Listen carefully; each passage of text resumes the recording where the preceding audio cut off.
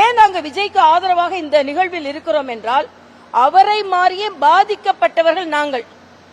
ஒரு ஆர்ப்பாட்டத்திற்கு ஒரு நேரம் கேட்டால், ஒரு அனுமதி கேட்டால் கொடுக்கறது இல்ல.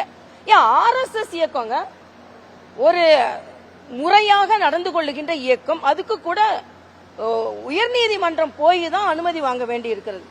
அண்ணா யூனிவர்சிட்டியில ஒரு பெண் பாதிக்கப்படுகிறாள் என்று என்னை உட்பட, நான் உட்பட போய் ஆர்ப்பாட்டம் நடத்த ஒரு வார்த்தை சொல்லக்கூடாம எங்களெல்லாம் பிடிச்சி வேன்ல ஏத்துறாங்க. ஆனா அதே அவங்கள கூட்டணி கட்சி தலைவர்கள், அண்ணன் திருமாவளவனின் நிகழ்வை நீங்களை பார்த்தாலே தெரியும், ஸ்டாலின் அரசு எவ்வளவு பாராபட்சமாக நடந்து கொண்டிருக்கிறது என்று.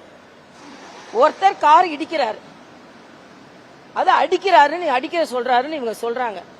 நேற்று எங்க கட்சியை சார்ந்தவர்கள், அண்ணாமலை போன்றவர்கள் எது சொன்னா, நீ தீபாவளி கொண்டாட முடியாது, நீ நடமாட முடியாது, அப்ப இதே வேற யாரும் சொல்லியிருந்தா நீங்க என்ன சொல்வீங்க? அப்போ எல்லாரும் நீங்க மிரட்டணும், ஆர்ப்பாட்டம் நடத்தக்கூடாது, உங்களை எதிர்த்து பேசக்கூடாது. நீங்க தான் கருத்து சுதந்திரத்தை பற்றி பேசிக் கொண்டிருந்தவர்கள், கருத்து பதிவிட்டவர்கள் கைது செய்றீங்க. ஆக தோல்வி முகத்தில் இருக்கிறீர்கள் என்று மிக தெளிவாக தெரிகிறது. பதற்றத்தில் இருக்கிறீர்கள். எதிர்க்கட்சிகளின் குரல் வலைகளை நெசுக்க முடியாது, நெரிக்க முடியாது என்பது எனது கருத்து. ஒன்னும் சிக்கலும் இல்ல, விக்கலும் இல்ல. அதுல விஜய்க்கு அநீதி இழைக்கப்படுகிறது.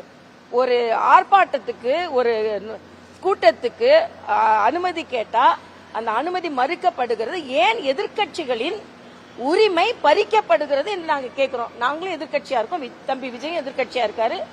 அதனால நாங்க அவருக்கு கேட்கிறோம், நாங்க விஜய்க்கு ஆதரவா இருக்கிறோம் என்று சொல்வதை விட கடுமையாக நடந்து கொள்ளுகின்ற மாநில அரசிற்கு கடுமையான எதிர்ப்பை நாங்கள் தெரிவிக்கிறோம்.